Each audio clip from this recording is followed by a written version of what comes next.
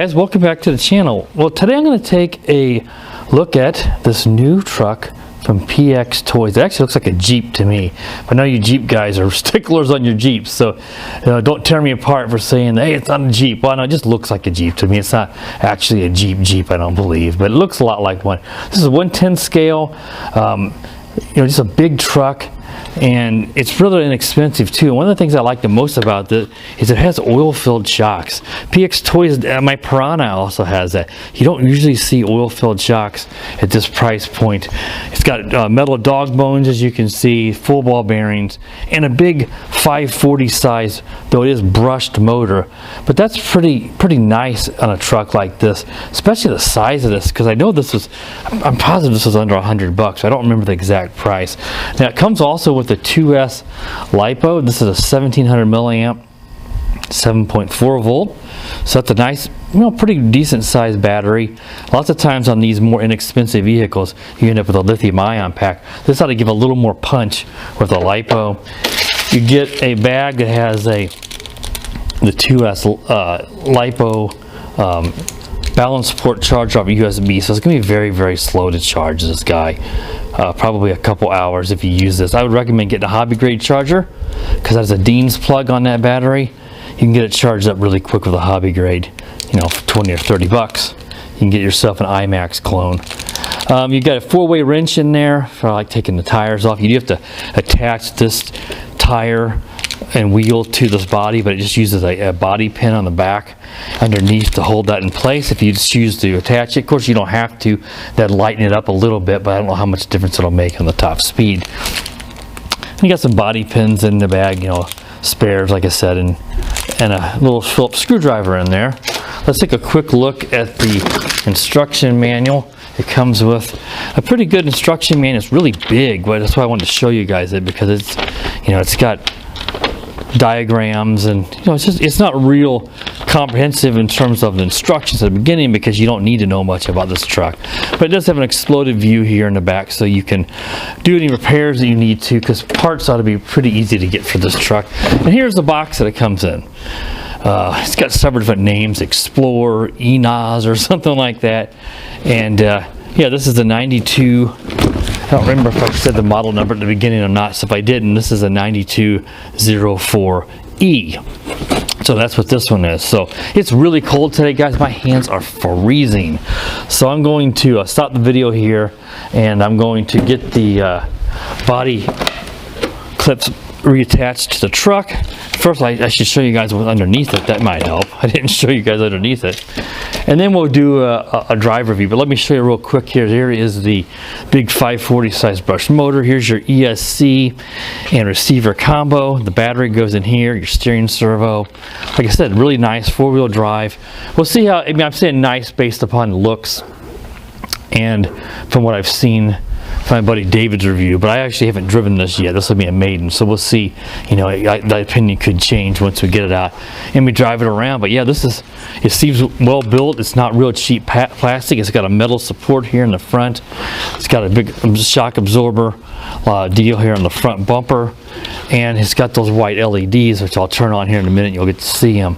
They do kind of pop out easily. As you can see here, I was able to pop that one right out. So I would recommend hot gluing that into place, or some epoxy or something, because these are going to pop off and they could break rather easily, just because they just snap in there. So let me get the battery put in and get it bound up and the body clips put on. We'll take it around for a drive review. It's just going to be in front of my house because it is freezing today. It's in the 20s. My hands are frozen, so I don't feel like going very far. We'll just do a quick drive review. I am going to, because of the body on this, it really fits this old phone well. I'm going to put my phone on there, and we'll do a top speed run at the same time to see what the top speed is on this truck. It just goes right, as you guys should be able to see here. It'll go right, my phone will go right into this old phone will go right into this body here, and I can just drive it around and we'll get a top speed. So let me get it all set up here, and I'll be right back, and we'll go out and do that drive review and top speed test. Alright guys, so I have it bound up with the controller. Got the body clips all on. I got my phone up on top. What I'm going to do is I'm going to do the speed run here to start out while I could still feel my fingers. So let's do that first, since I got to fiddle around with the phone, and then we'll go do a little more bashing with it after we get done with that. So let me go ahead and set it down and we'll do that speed test. So let me actually grab the controller, I should say, and let's go ahead and let's press play on the app, and it's going. I'll take it out here. It's not super quick, but boy, it's pretty quiet. I thought it'd be a little faster on 2S with that 540 motor, but it's not super quick, but it really drives smooth.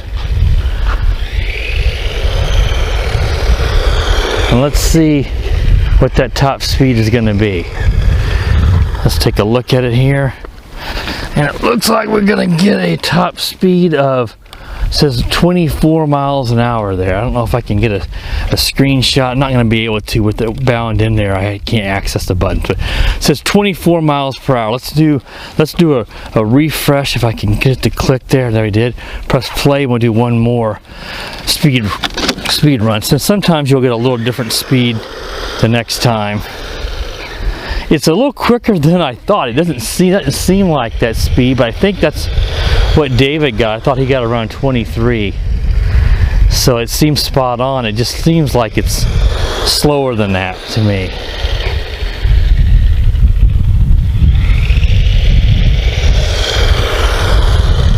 Of course, when you drive a lot of brushless stuff like I have lately, anything's gonna brush like that's gonna seem slower. So let's see what the top speed was on this time. It's gonna be about the same, I'm sure. And that said only 16 miles per hour that time on the max speed. Let me try that again. Maybe I didn't get a long enough runway there. Let's see what we get this time, because that's an awfully big drop off. Okay, let's see what it says there. And that time, let's see, we've got 16. So maybe 16. Honestly, 16 seems a little bit closer to what I would expect. Let me clear it out again and just try one more time. Press play. Let's try it again, because that's an awfully big discrepancy from the first time. But honestly, it seems to me like 16 seems about right. But I thought David got around 23 on his, and he's got a good GPS reader on his, not just a phone like I'm using. Let's see what I got this time.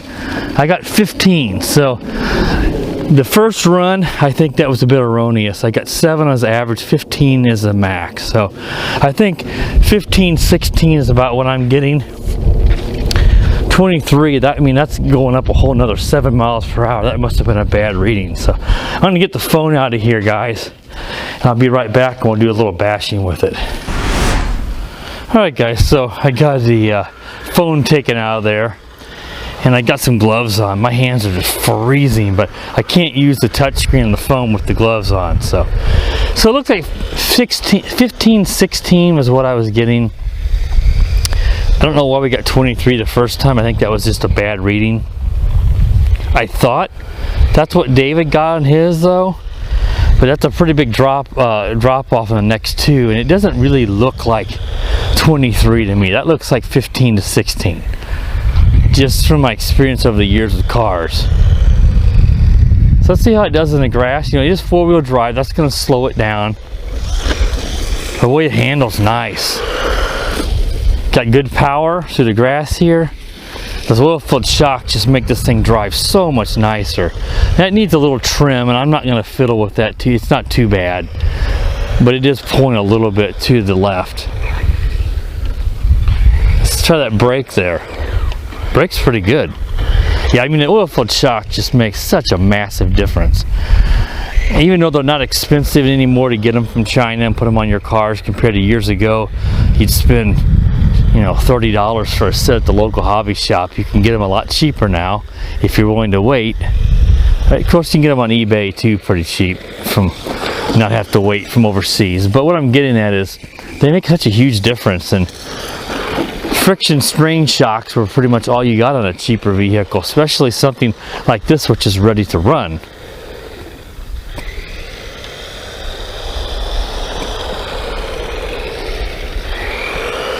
You could certainly upgrade this to brushless. I thought about doing it, but I don't know how the spur gear and stuff is in there. Are they nylon, plastic, or are they metal? If they're plastic, then that heat that builds up and just the increased RPM sometimes will just shred those, and then you have to try to find a metal one that'll fit. So I'm not going to do that unless I know. I haven't taken it apart or looked through the manual and the parts list. It might tell if that's metal. So that would be my only concern, and it may do fine with it too. If you don't, I would definitely stick with 2S if you go brushless. It should be a pretty straightforward upgrade. I've got the parts to do it, but I just don't know yet if I want to. You'll need to get yourself a new controller, because of the receiver. It's a combo. Oh, nice.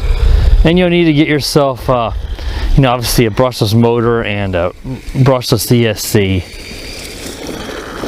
And you'll need a new steering servo, I believe. Let me check, maybe not. I can't remember on this one if it's a 5-wire or a 3-wire on this one. I don't want to speak wrong on that.